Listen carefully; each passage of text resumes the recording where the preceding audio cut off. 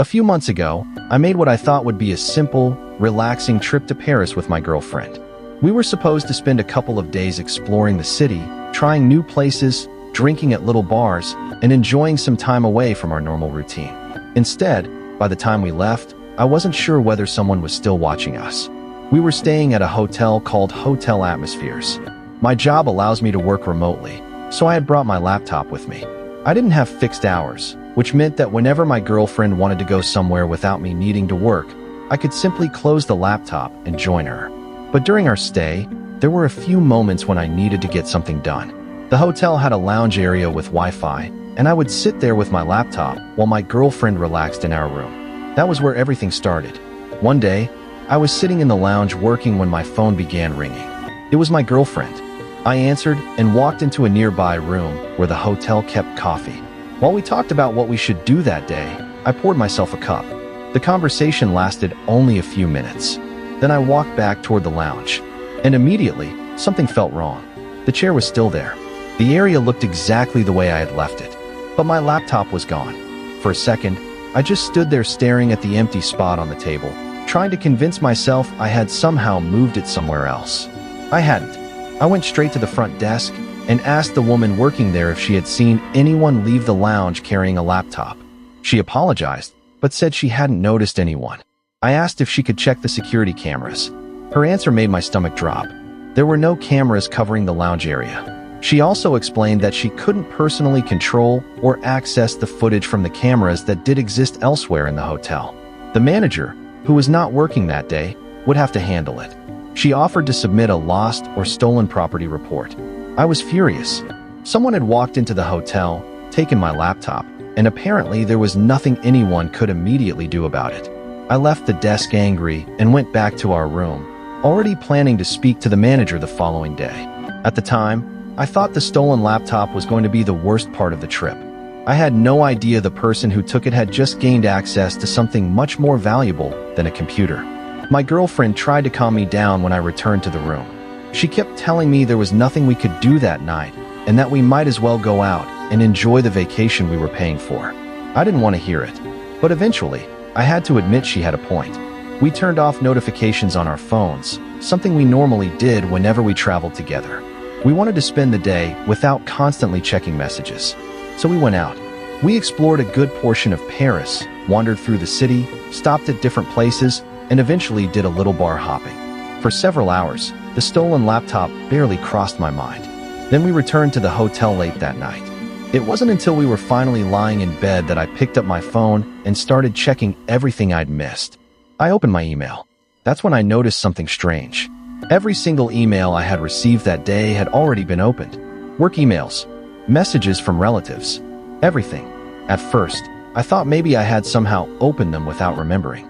Then the reality of what had happened began sinking in. My laptop had been unlocked when I left it, and that computer contained an enormous amount of personal information. My home address, phone numbers, personal photographs, passwords, credit card information, bank information, private accounts. I suddenly realized just how careless I had been. I had walked away from a computer containing nearly my entire digital life. I immediately started changing passwords for my email accounts and anything else important. But then I opened my messages. There was a text from an unknown number. Attached were several photographs. Some of them were personal pictures stored on my computer. Pictures I never wanted another person to see. Then I saw photographs I didn't remember taking. They were pictures of the hotel. One showed a hallway. Another showed a hotel door. Our hotel room door. Then came the photograph that made everything feel much more real. It showed me standing at the front desk earlier that day, talking to the woman about my missing laptop. The picture had been taken from behind the glass entrance door of the hotel. Someone had been watching me. Underneath the photographs was a message. It said the person had all of my information, including my home address and my current hotel room. The number was supposedly untraceable. Then came the demand. I was told not to contact the police and to send $1,000 worth of Bitcoin to a specific wallet. And then there were two words that mattered more than anything else. Or else. I stared at the screen, realizing that whoever had stolen my laptop hadn't simply wanted the computer. They had been inside my private life, and they knew exactly where I was. I showed my girlfriend the messages. Her reaction was immediate. She started panicking, and somehow that made me even more tense. Until then, I had been trying to convince myself there was a practical solution. But seeing her face as she looked through those photographs made the situation impossible to ignore. This wasn't just about a stolen laptop anymore. Someone had my personal information. Someone had my photographs. Someone knew our hotel room. And now that person was demanding money. I left the room and went into the bathroom because I needed a few minutes to think without my girlfriend watching me. The ransom was $1,000 in Bitcoin. But even if I paid it, what guarantee did I have? There was no reason to believe the person would delete the photographs. There was no reason to believe they would return the laptop. And there was certainly no reason to believe they wouldn't demand more money afterward. So I made a decision. I wasn't paying. My girlfriend agreed. When I returned to the room, neither of us felt remotely tired anymore. We sat against the headboard for hours, talking quietly and trying to figure out what we were supposed to do. Then came the knock. It wasn't at the door. It came from the window. We both froze. My girlfriend let out a short scream. I immediately switched off the lamp so whoever was outside wouldn't be able to see into the room. Then I pulled the shade completely shut. I didn't even want to look outside. My girlfriend whispered that we should call the police or at least tell the front desk. I told her we would if things continued. Then I tried to reassure her that we were safe. I told her to go to sleep. I stayed standing in the middle of the room. Part of me watched her. The rest of me watched the window. Then my phone vibrated. I looked down. It was another message from the same unknown number. The message said they were looking into our room right now. They weren't playing games. Before I could process it, there was another knock against the glass. This time, I decided I needed to know. I walked toward the window and pulled the shade open. At first, I couldn't make out anything. Then I saw someone. A person was standing on the other side of the glass, looking directly into our room. My girlfriend screamed. I immediately told her to be quiet and pulled the shade shut. Whatever hesitation I had left disappeared. We grabbed our things. There was no way we were staying in that room. We went straight to the front desk. I explained everything to the woman working there.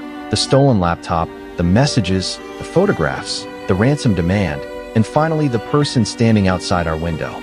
She told us she would alert the authorities. Then we asked for another room, specifically on an upper floor. She gave us a room card for a room on the 3rd floor and told us we could stay there for the rest of the night. We took our things upstairs. Neither of us wanted to talk much anymore. The room was quiet, but it didn't feel safe. We got into bed and stayed close together. My girlfriend eventually tried to sleep. I couldn't. Every sound made me listen. Every movement outside made me wonder if someone was walking through the hallway. I kept waiting for another knock, another message, another sign that the person had followed us upstairs. Morning eventually came, and with it came the hotel manager.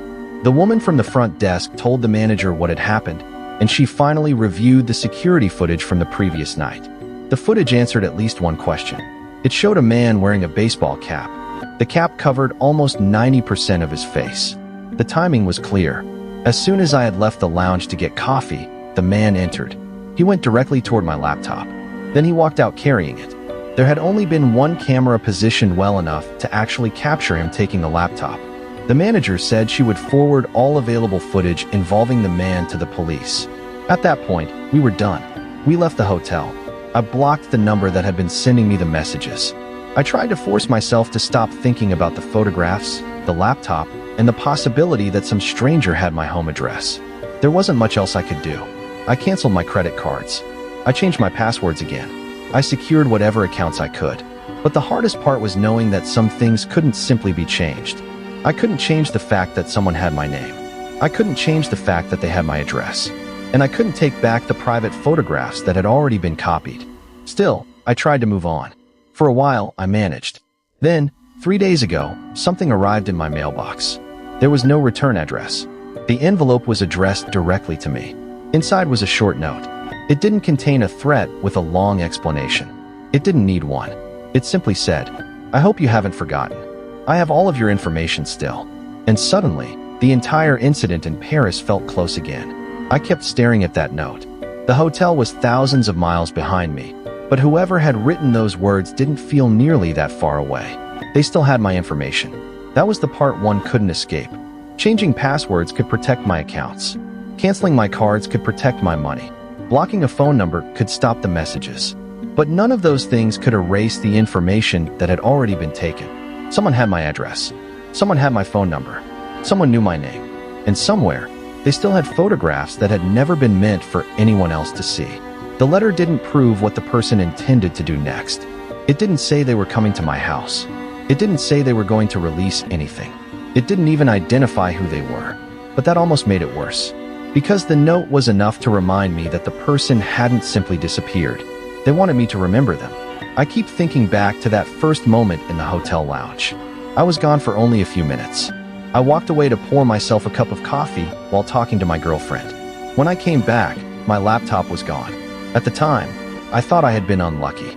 Now I can't stop thinking about how quickly someone had acted. They had entered the lounge, taken the computer, accessed my accounts, opened my emails, found my private photographs, photographed the hotel, photographed our room door, photographed me at the front desk. And somehow, while we were still inside that hotel, they knew exactly where we were sleeping. That sequence is what keeps replaying in my head. Because the most frightening part wasn't the stolen laptop. It was realizing that the person behind it had been close enough to watch us, close enough to photograph us, close enough to stand outside our window in the middle of the night. And now, months later, a letter had arrived at my home. I don't know who sent it. I don't know how long they've had my information. I don't know what they intend to do with it. I only know that someone out there still has access to pieces of my life that I can't take back.